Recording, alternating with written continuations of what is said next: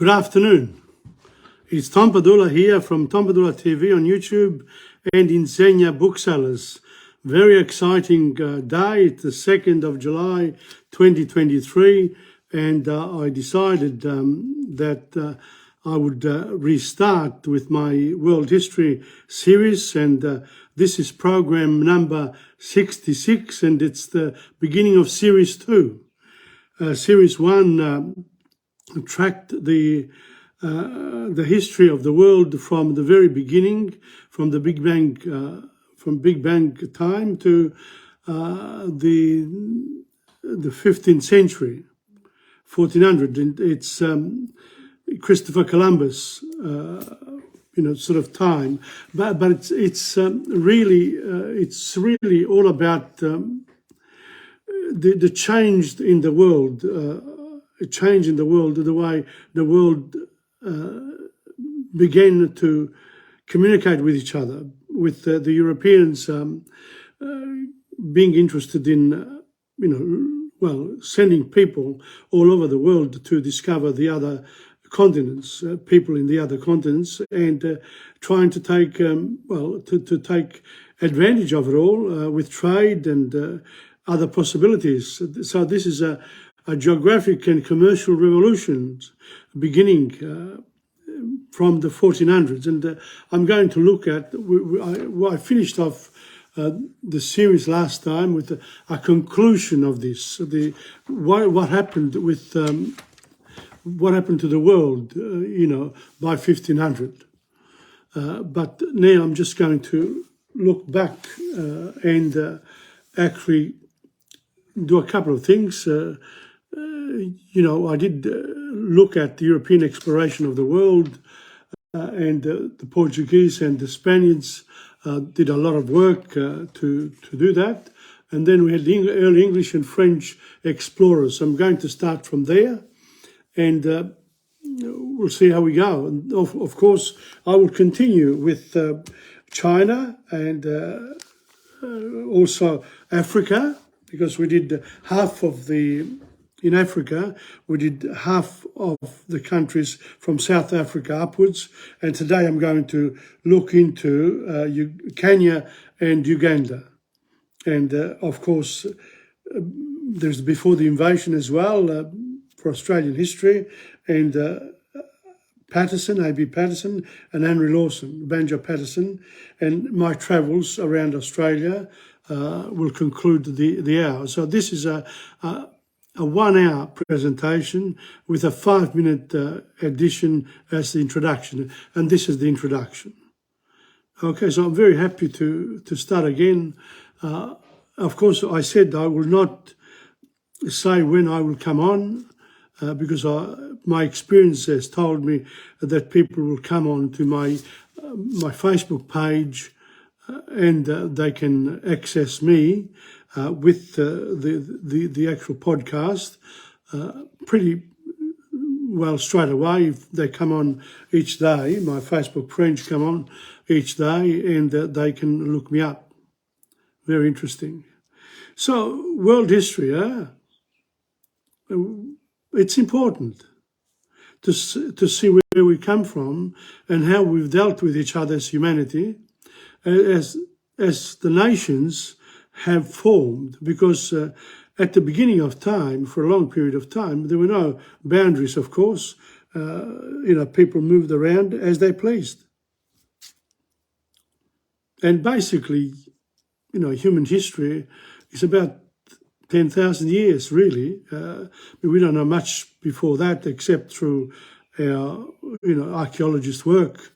So we'll go right back, of course, trying to figure out how things went at the time and how people came to be. And my claim is that we actually come from a very small cell, which took millions of years to develop on Earth. And, we don't know Earth, whether Earth is the only planet of its type.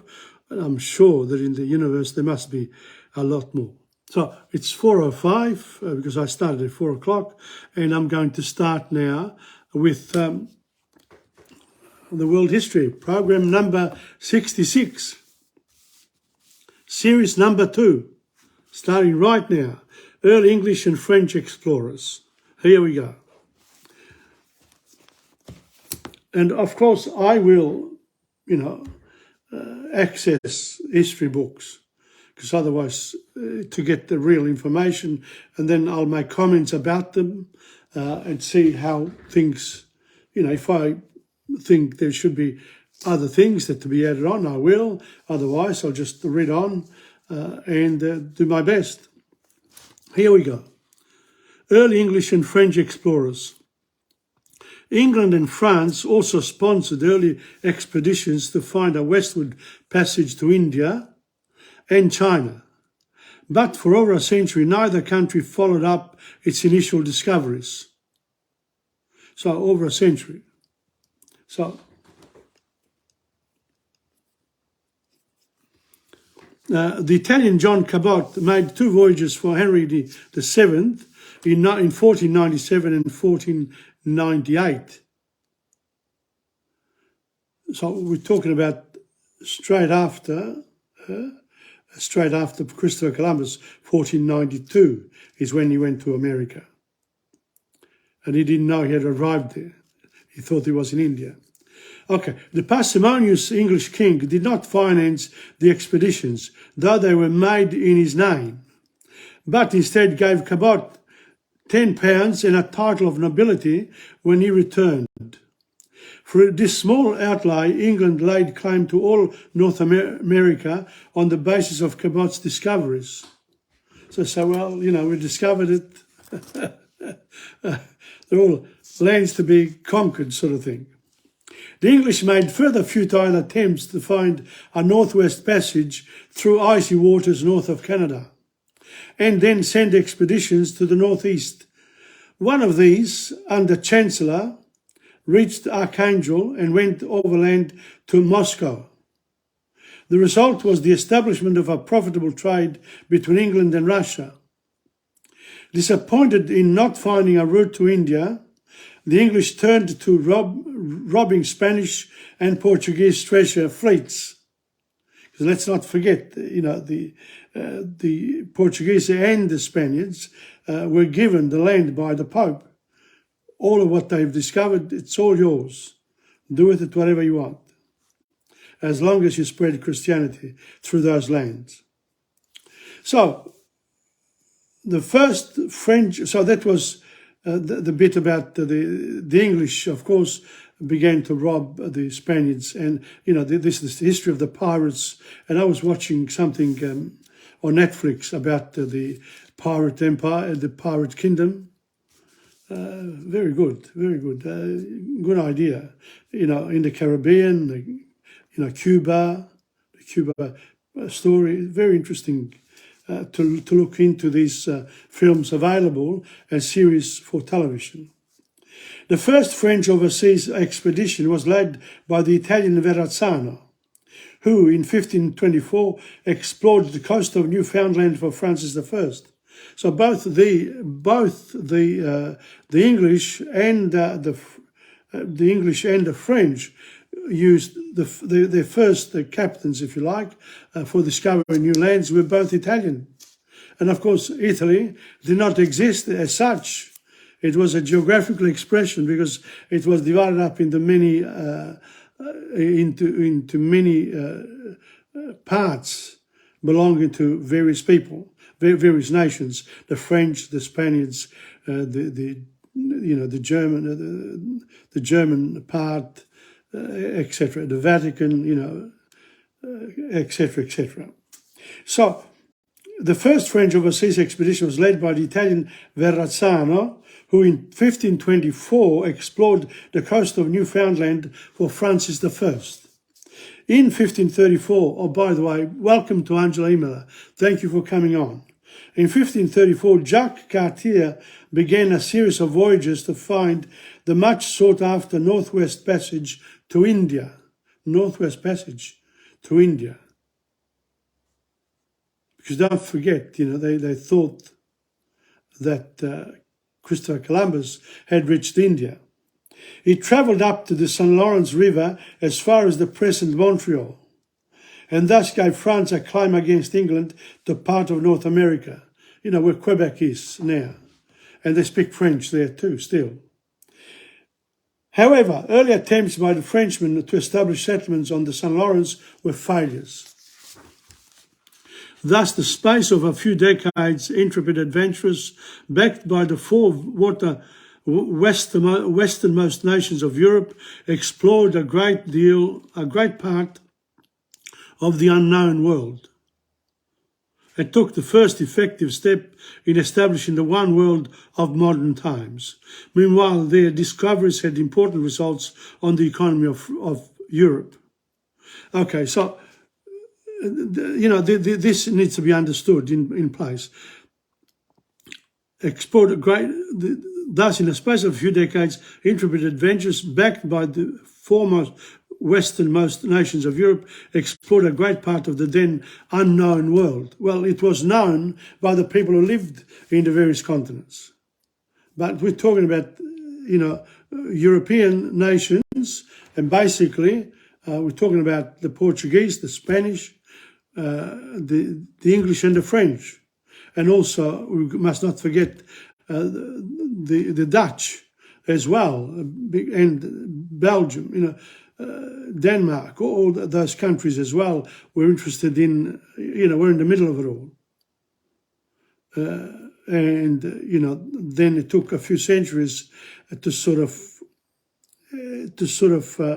establish the boundaries, but really there were no boundaries.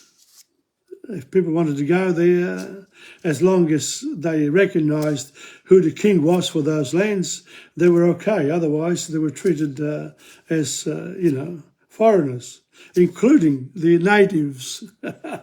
So history has to be understood in its context.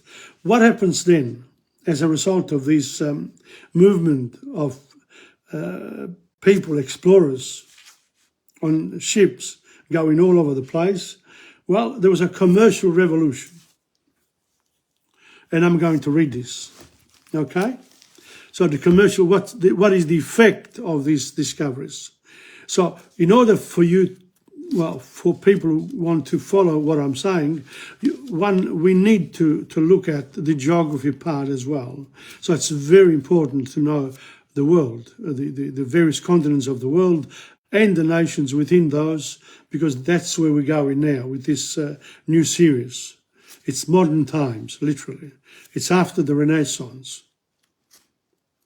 Okay, and I will, you know, I will tackle eventually also, we'll go back a little bit in time to look at the religious influence and the Christian church's breakup, the Catholic breakup, if you like, and the Protestants and Calvinists, etc. So there's a religious element here before all this happens. But because of the Renaissance and humanist philosophies, you know, people having a good time in life, this happened. The traveling part happened thanks to these intrepid explorers. And we are now starting to do that with the rest of the universe. And more you get on television that we are going into the universe, discovering what Earth is doing amongst all the other planets and stars. Interesting. The commercial revolution, here we go. During this age of transition, a commercial revolution basically changed the European economy. Geographical discoveries, routes to India unhampered by warlike Turks, again, the Middle East, the Turkish, the rise of Islam in the Middle East caused a few problems there. So this idea, it was to circumvent that reality there, that those four, you know, the Europeans started to explore so that the waters, the oceans, to find new lands and circumvent the Islamic empires. Geographical discoveries, routes to India uninhabited by warlike Turks, access to new raw materials, the discovery of vast deposits of gold and silver, and the development of new business techniques, all this transformed and enriched European economic life. Exploration and discovery were caused by the commercial revolution, and they in turn played a large part in further promoting it. One important aspect of this commercial revolution was the shift of the centre of trade westward. Early in the age of transition, the centre of trade shifted from Constantinople and the Near East to the Italian peninsula, in other words, and the Mare Nostrum, Mediterranean Sea, and the northern part of Africa. Towards the end of this age, the centre of trade shifted even further west, as first Portugal and Spain, and then France, England and Holland became the busiest trading nations of the world. This westward shift of trade gave rise to explorations for new direct routes to India and China, and to the discovery and exploration of the Americas. So there you are. So, the world, the map, the study of maps, the actual cartographers created new maps of the world. Fantastic. Merchant princes. The commercial revolution produced a number of individualistic adventurers who became giants in commerce and finance. These men frequently used their fortunes to wield considerable political power in Italy, France, England, Germany, and the Low Countries. What's happening today? Musk. You know, some of the richest people on earth, what are they doing? They're sending, they're going into the universe. That's what they're doing. That's what these people were doing. We are in a new age of revolution, if you like. The revolution does not mean that you have to pick up arms, etc. It means that you work hard to make new discoveries so that the future can be enriched by this. But a lot of people say, well, we haven't fixed up the poverty in the world. We haven't fixed up a lot of the warlike, people around us. Why waste our time with the universe? Well, the reality is that the universe is ours to discover, so that people in the world will be looking outwards rather than inwards, so that we will care for people who, don't have enough food, etc. And by the way, we have enough, we're producing now enough food to be able to more than feed all of the population of the world. The problem with the poverty now is the distribution of the riches. So we have to become like Robin Hood. You got to steal from the rich and give it to the poor. Governments have a role to play. It's the left and the right. We always blame the left for a lot of the wrong thinking. Oh, they're stuffing things up. Well, we wouldn't have hospitals and schools and you name it, because there is an element of selfishness when people have control over other people. So therefore, a democracy, in a way, it's the worst type of, the most type of government you can have, but it's the best because people have to come together to do things. Whereas if you've got a ruler, a czar or a king, a monarch with power, they say you do what we say or else. Well, we want a world where people cooperate. It's a difficult thing to do. Even amongst ourselves, cooperation produces good results. But yet, amongst us, there's some individuals who are really quite selfish in their ways. And one has to admire the ones who are more open to generosity towards others. And I'm learning a little bit about this lately because we do have a responsibility towards each other as humans. And not just for the people in our families, outside of it as well. But you've got to have it to be able to give it. But if you don't have it, why? Are you working hard for it? And how much can governments do? They have to maintain all the bureaucracy and the military, this and that, whatever they decided that they want, because they're collecting taxes. So it is really a sort of a deal between individuals, groups, corporations and governments and other nations. It's this cooperation that we're looking for all the time. Okay, and it doesn't matter which ruler is in a country at the time. If they want to change it, do it peacefully. But we can see from today that it's not so easy to do. Okay, let's go on. So these discoveries gave a lot of political power to Italy, France, England, Germany, Low Countries, Portugal, Spain. Italy was a divided peninsula. They also used their wealth to support Renaissance artists and to increase their own social prestige. And when we travel overseas, you can see those beautiful buildings, etc., and all the art that is available. Among the most famous of the merchant and financial princes were the Medici family from Florence, who created the first banks. From humble beginnings in Florence, they became extremely wealthy merchants in late medieval times. Their fortune increased tremendously as they entered banking and established branches and warehouses in cities outside Italy. In time, they controlled Florentine politics, married their daughters to French kings, and had 2 of their sons elected pope. That's what you can do when you've got money. The French merchant Jacques Coeur amassed a tremendous fortune in trade in the 15th century. He established warehouses and branch banks throughout France, 15th century, that means 1400 to 1499.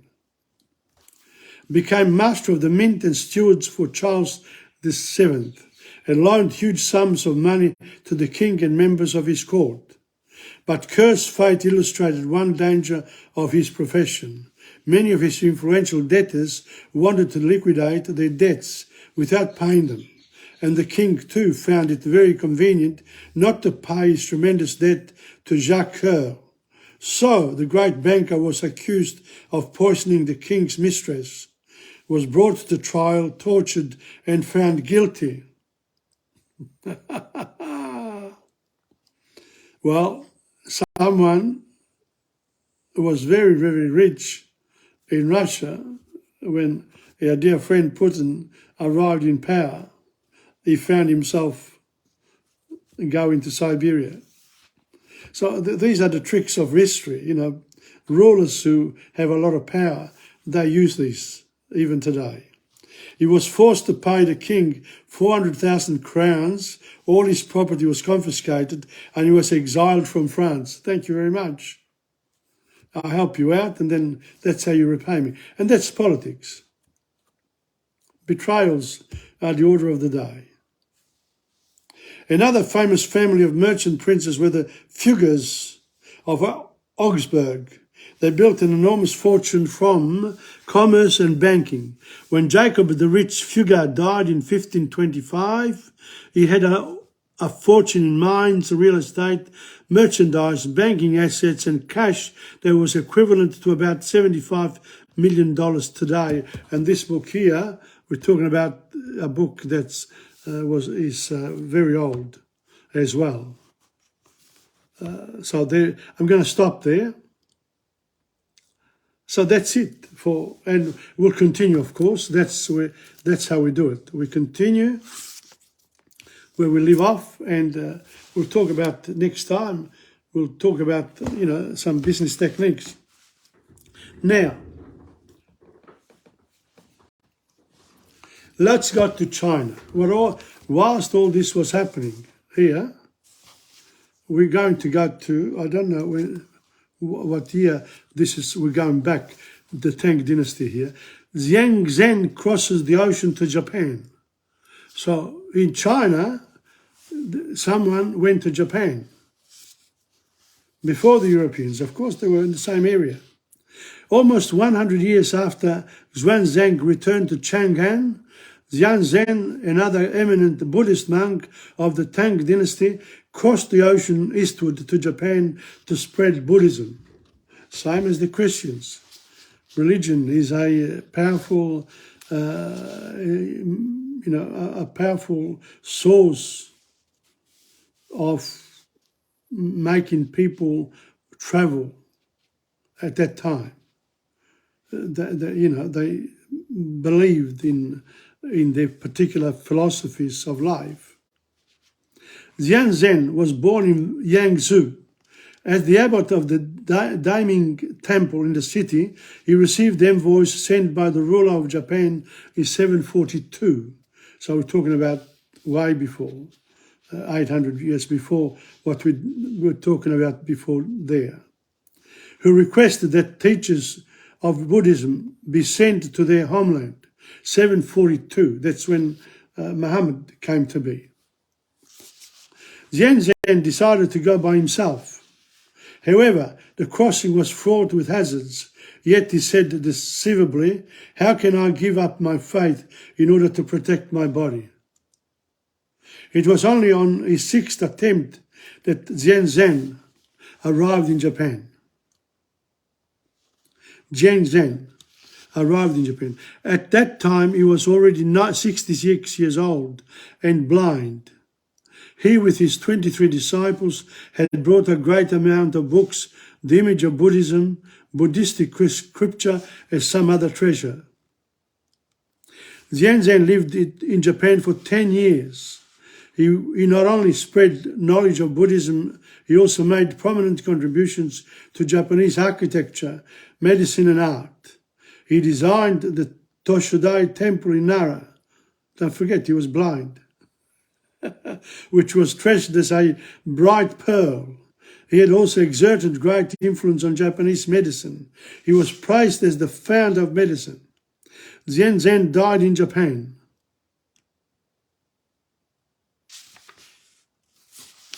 Here I've got a little note here.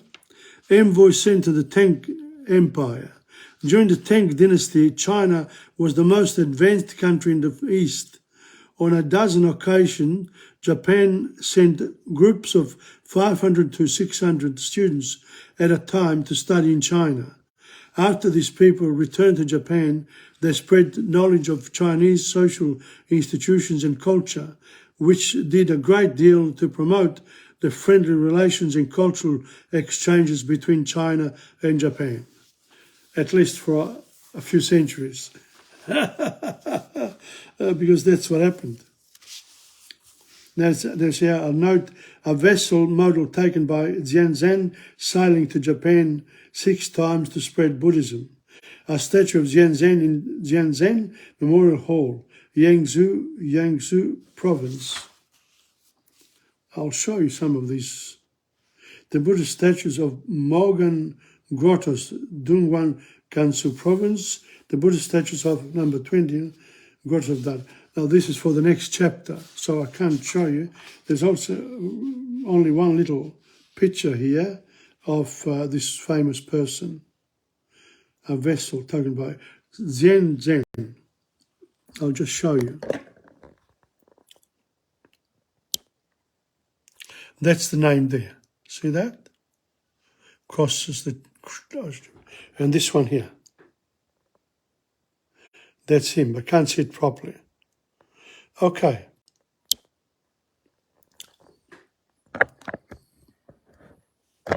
Oop.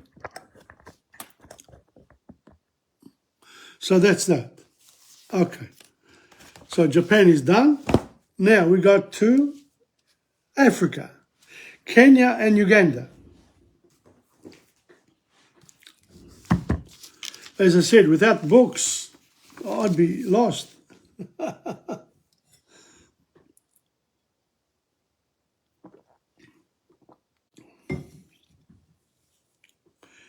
Let's have a look.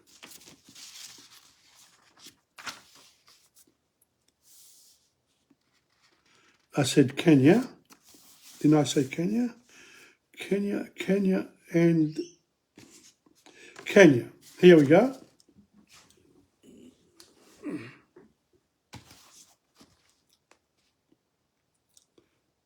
Let's have a look. Here we go.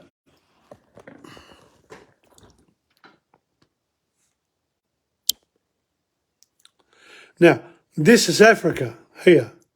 We've got South Africa, Lesotho, Swaziland, Botswana, Zimbabwe, Mozambique, Namibia, Angola, Malawi, Tanzania, Rwanda, Democratic Republic of Congo, and Congo.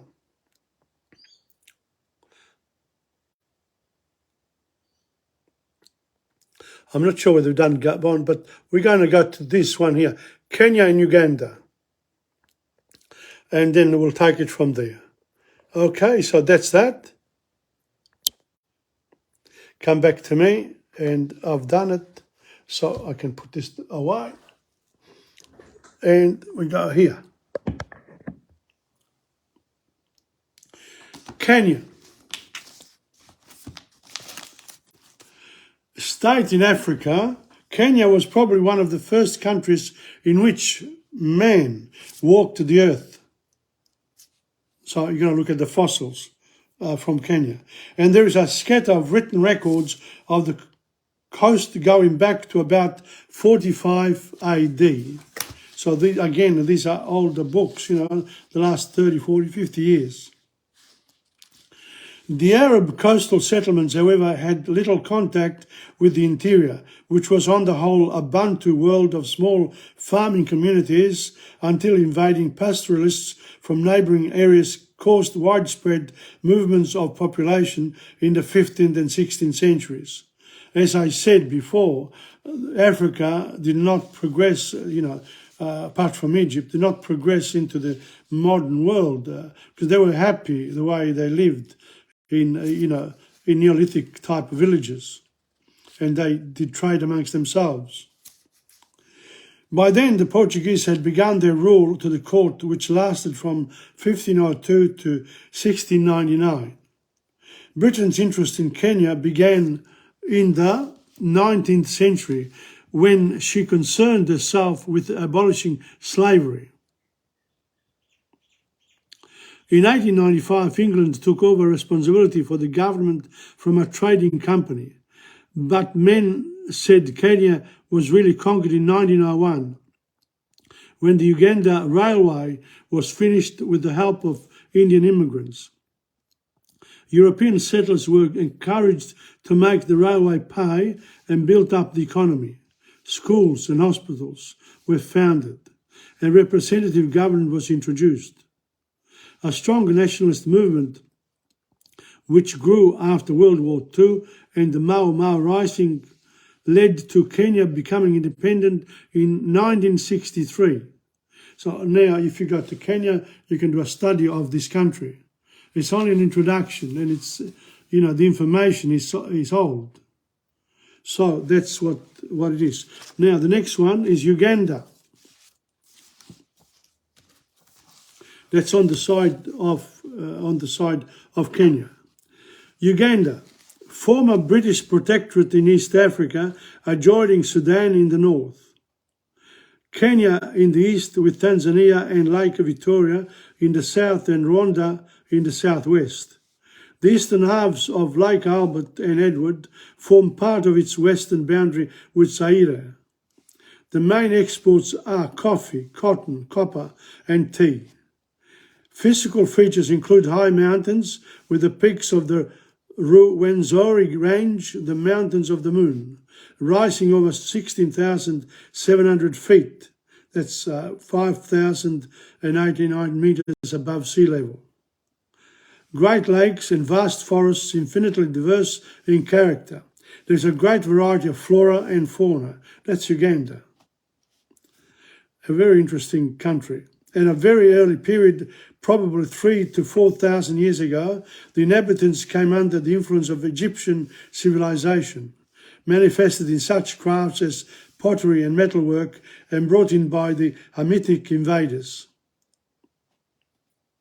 Afterwards, powerful Negro kingdoms grew up: Bunyoro, Buzoga, Ankole, and especially Buganda. The first European to enter the territory was the British explorer John Speke in 1862, and Anglican missionaries followed in the 1870s. You can see China, Japan, Europe, they all used religion as a key to conquering other people, to make them like them in their culture, to change the other people's culture. And there's a bit of a bounce back in these days when now Indigenous people are starting to move towards reappraising their own cultures, but they still have to work within the nations that have been created. And that's, in Australia, we've got the Voice at the moment, the debate of the Voice. And some of the Aboriginal people, one person said, we only care about our own land, If you want to go into the other people's lands, we have to ask for permission. Well, it doesn't work like that anymore. But if some people think that, so be it. It's a problem to make everyone happy. There have to be compromises all the time. And a compromise is reached when people listen to each other, and sometimes, there's a bit of give and take here. But you have to start giving, because we've been doing a lot of taking for a long time. Britain proclaimed a protectorate over Uganda 1894-96, and British administration continued until the country was given independence within the Commonwealth in October 1962, becoming a republic 5 years later, with Dr. A. Milton Obote as president. In 1971, General Amin seized power through a coup. His rule was remarkable for its open and vicious tyranny. Idi Amin, unbelievable. He was ousted in 1979 after killing so many people. And after 3 short-term presidents, Obote returned to power from exile. So we're gonna, so that's, we're talking about 1979 onwards. It's old now, old hat. We have to become knowledgeable about the modern Uganda and the modern Kenya and all the African countries as well.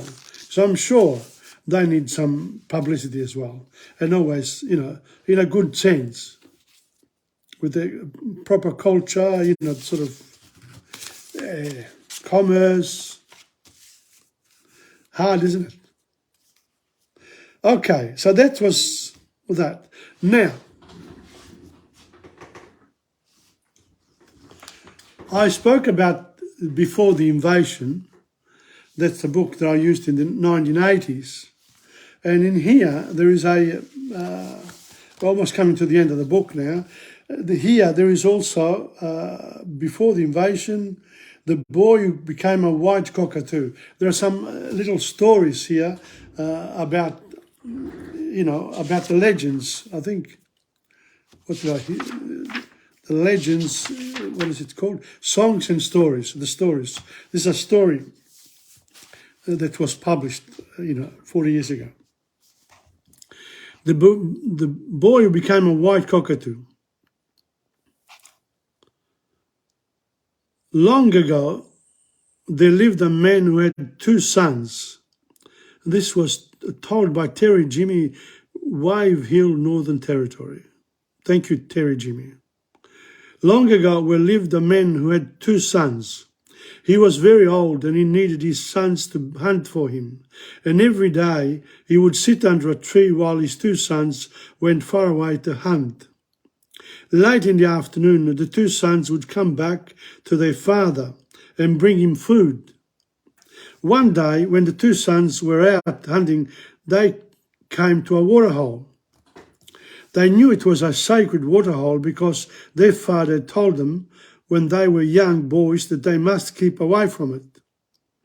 One of the sons said, "We must go back to our father with his food before he gets hungry," and so they left the sacred waterhole and went back to their father's camp. That night the two sons asked their father about the sacred waterhole, but he only told them that they must not go there again. The next day the two sons were out hunting again. The younger son decided he would go back to the sacred waterhole and left his brother to hunt alone. When he reached the waterhole, he stood at its edge, thinking about what his father had told him, and then he jumped into the water and swam to the other side. Once there, he got out of the water and sat at the edge of the waterhole, and as he did so, white feathers started growing all over his body. Soon he was covered with white feathers, his nose had changed into a beak, and he became a white cockatoo. He flew back to his father's camp and tried to speak to him, but his voice made only a strange loud crying sound.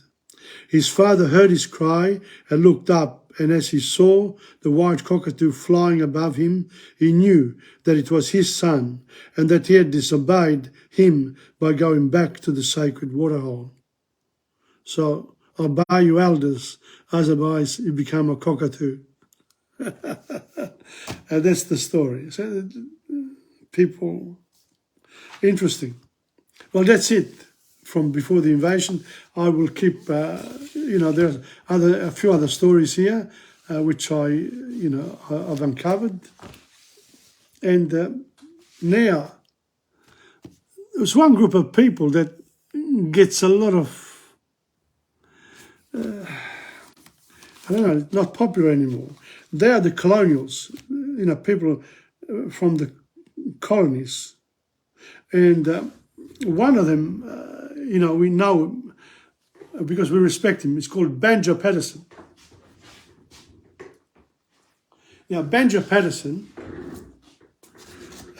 is famous for writing poetry. And here we go. This one here is called Johnny Boer, B-O-E-R. Let me read it to you. But before that, I'll just drink. Cheers.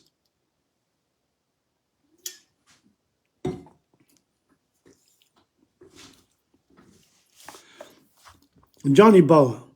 Men fight all shapes and sizes as the racing horses run, and no man knows his courage till he stands before a gun. At mixed-up fighting, hand-to-hand and clawing men about, they reckon Fuzzy Wuzzy is the hottest fighter out. But Fuzzy gives himself away. His style is out of date. He charges like a driven grouse that rushes on its fate.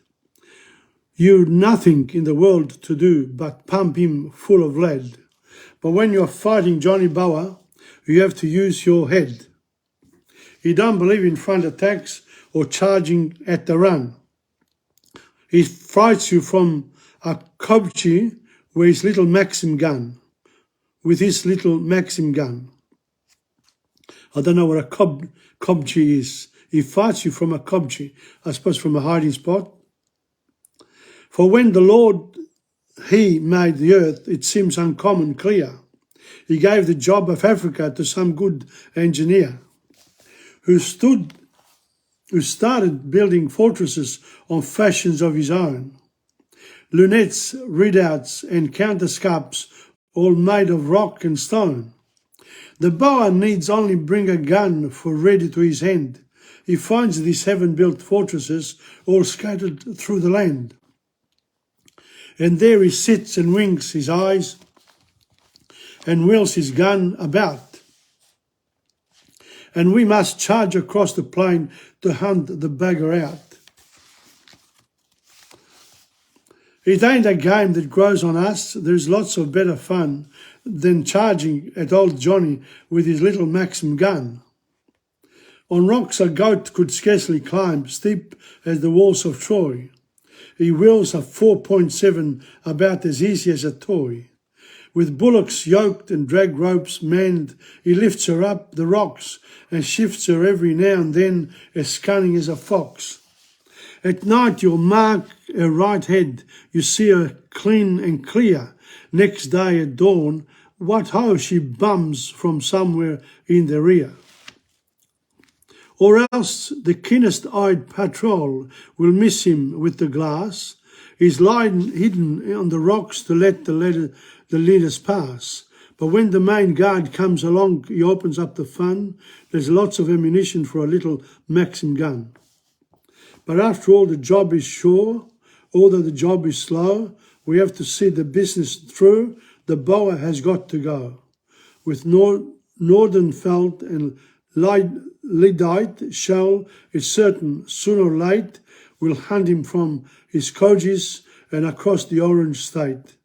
And then across those open flats, you'll see the beggar run, and we'll be running after with our little Maxim gun. So this is about the Johnny Boer, this is about the Boer War, 1896, 1900. There were a lot of first war that Australian soldiers went to for the Queen. So Johnny Boer, interesting. And that was Banjo Patterson. Now we've got another friend of ours. His name is none other than Henry Lawson. There we are. And I'm only going to read one page. It's called An Old Mate of Your Father's. That's a short story by this famous Australian and good writer, Henry Lawson. You remember when we hurried home from the old bush school, how we were sometimes startled by a bearded apparition who smiled kindly down on us and whom our mother introduced as we racked off our hats as an old mate of your father's on the diggings, Johnny.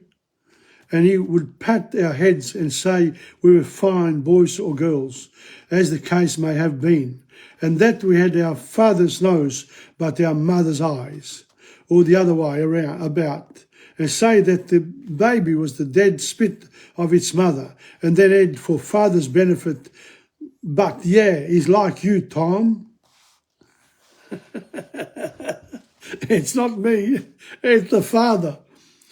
It did seem strange that to the children to hear him address the old man by his Christian name, considering that the mother always referred to him as father. So how could Tom be father? He was always known as father, Papa. She called the old mate Mr. So-and-so, and father called him Bill, or something to that effect. Occasionally the old mate would come dressed in the latest city fashion, and as other times in a new suit of reach-me-downs, and yet again he would turn up in clean white moleskins, washed tweed coat, Crimean shirt, blucher boots, soft felt hat with a fresh-looking speckled handkerchief round his neck. But his face was mostly round and brown and jolly. His hands were always horny and his beard grey.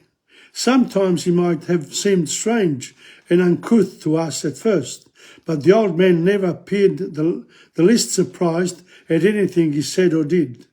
They understood each other so well, and we would soon take to this relic of our father's past, who would have fruit or lollies for us. Strange that he always remembered them, and would surreptitiously slip shillings into our dirty little hands and tell us stories about the old days when me and your father was on the diggings, and you wasn't thought of me, boy. You know, you weren't important. We'll continue from there next time. Okay, this is an old mate of your father. So he would slip a few shillings, money into the children's hand, would give them lollies. He knew how to treat children. I don't know a few people like that even today. Okay, so that's Henry Lawson. And now we've come to the part that I love most, when I stop talking and show you where I've been. And it's wonderful. Let me see. Well, I think I'm going to get better at this, I hope. Yes, there it is. And I'm ready for you. There you are. Tom Padula in Broome. That's it. In Broome, from Broome. Let's have a look. Here we go. That's the picture of me. That's Angela, my sister. We were in Broome together. That was another lady, Carmela, Carmela, I think. Yes, nice one. Should take some pictures. And this was the, near the sea. Here, that's what it looked like. But let me describe it.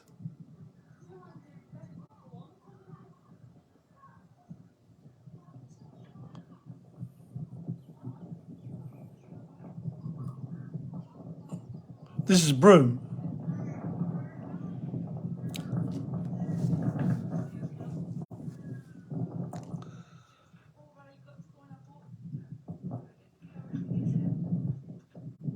There we are.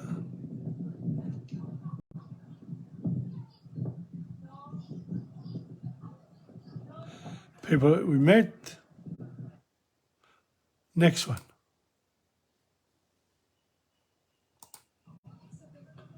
Broome is spectacular, especially today for us, having come here to experience something different, and it is. The colours of the sky and the waters here are just a magnificent place. It's like, we are in an earthly paradise. Broome. Broome, Broome. Broome, Broome. There we are, a bit more. This is a great opportunity. We came here with a small group of people. My sister, of course, loves to do a lot of filming and photography especially. And, it's a great opportunity really to capture some of the spectacular beauty of this place. In Broome, we shall remember you for a very long time. And now we continue with the trip around. This is what we visited. Broome, there we are. And I continue from last time.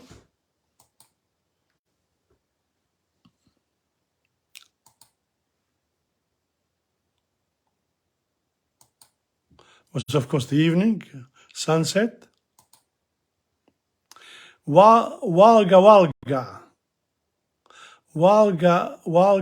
lida barri, yingan bargana burugun, Bruno salmon are fat in bargana season. Walga yina man jimbu mangala burugun, Bruno salmon lay eggs in mangale season. There you are. A bit of Ganar lida barri yangan marul burugun. Dugong is fat in marul season. That's a fish. There you are. That's the old knowledge. And it's what a beautiful job they've done here. Wonderful. A bit of Broome for you. Some of the rocks. Look, what a job, huh? Putting all those rocks there. Now that's Australia for you. Wonderful.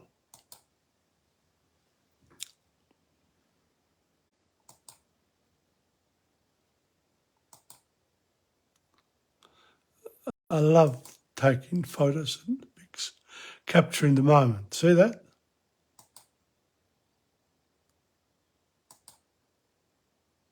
There we are.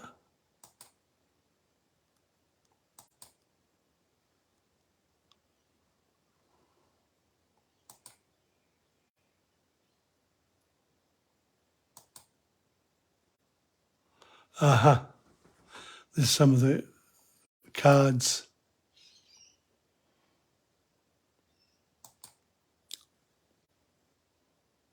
Beautiful cards.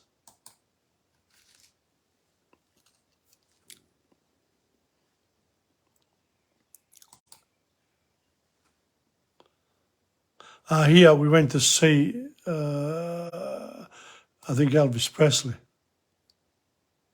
the movie. There we are. These are some of the old movies, movie cameras. Look at that.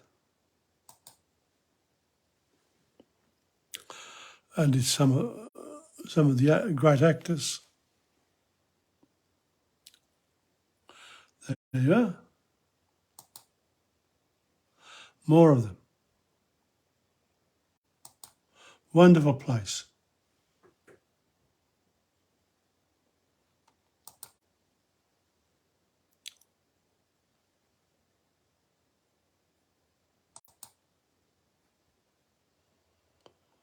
It's an old.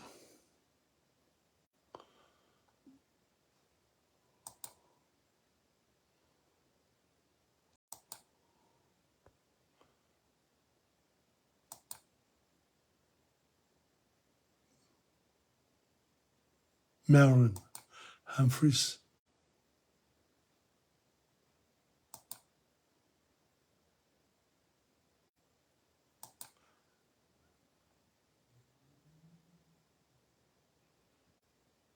Reminded me of my old Brunswick market. Teatro Padula. That was better built. This one here it's really quite interesting.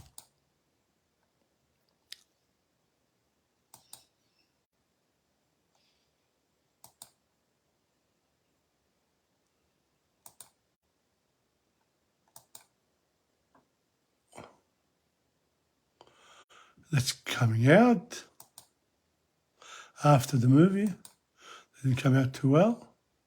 Look how beautiful it is, huh? Lovely atmosphere.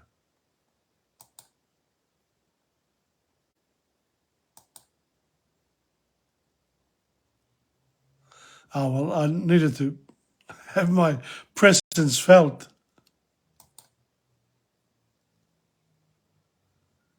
The program.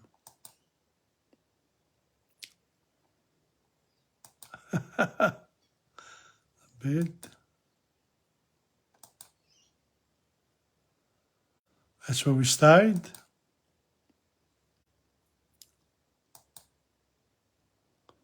Beautiful picture.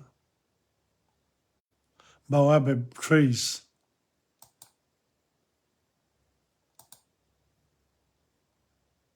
I think that's manager of the hotel. Ready to go again. There we are, on our way. Where to?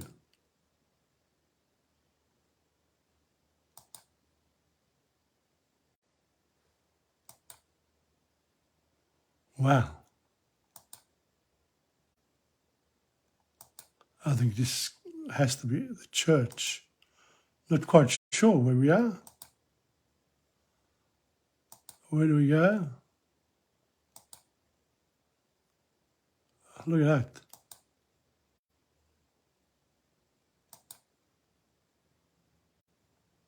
Oh, no, this is the Japanese cemetery. Broome Japanese Cemetery.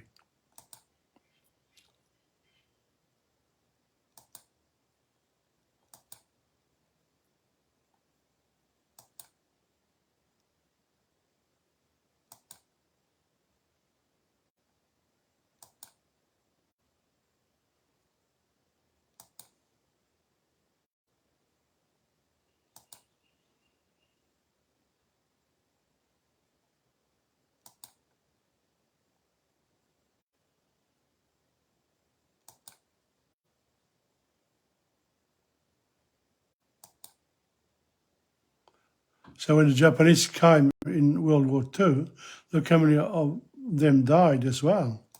It's not just one way. And they're all in their early 20s.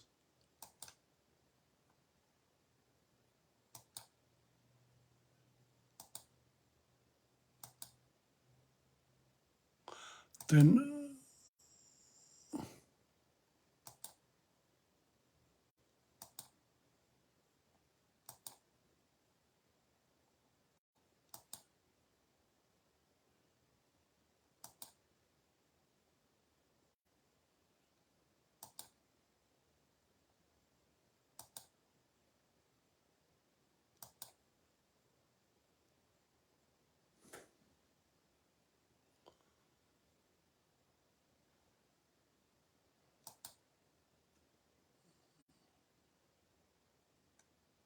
Cable Beach, okay.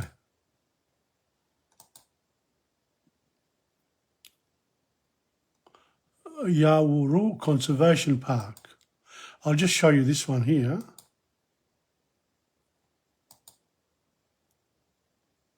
Obviously working there.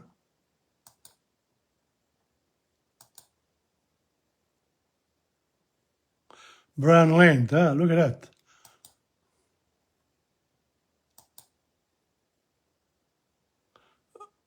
I think that's probably a good one to stop. I'll stop there.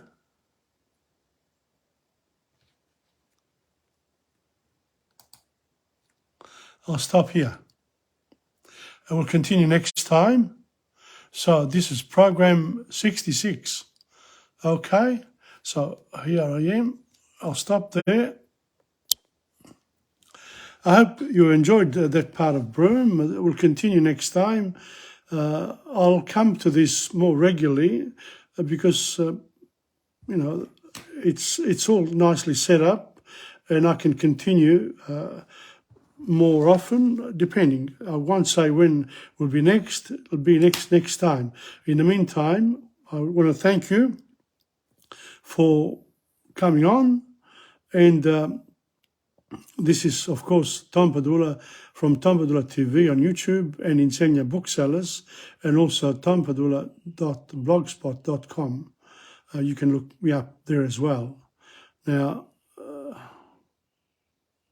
we're off and running. This is series 2. Okay?